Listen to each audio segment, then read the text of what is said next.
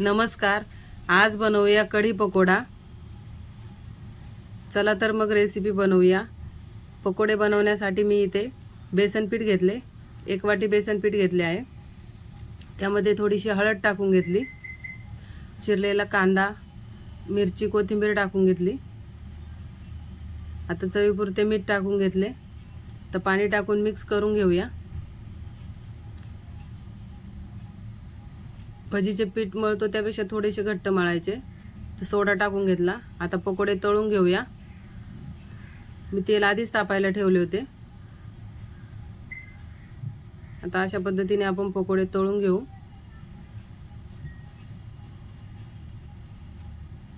आपले पकोडे तयार आहे. तर सगळे पकोडे तळून तयार आहेत.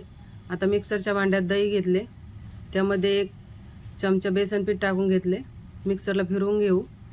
आता कढी बनवूया. त्यासाठी कढईमध्ये तेल टाकून जिरी, मोहरी, लसूण टाकून घेतला. कढीपत्ता, मिरची टाकून घेतली. छान आपण फोडणी परतून घेऊया. तर त्यामध्ये हळद टाकून घेतली,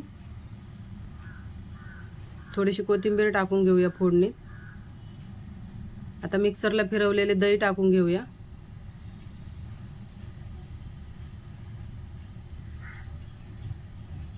ताकाची सुद्धा बनवू शकतो ही कढी. माझ्याकडे दही होते म्हणून मी दह्याची बनवली.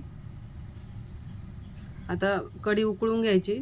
त्यामध्ये चवीपुरते मीठ टाकून घेतले. मीठ नंतरच टाकायचे. आता पकोडे टाकून घेऊया. आपली कढी तयार झाली. आता तडका देऊया. त्यासाठी तडका पॅनमध्ये मी मिरची पावडर, अख्खी मिरची टाकून घेतली. आता छान तडका बनवून घेतला.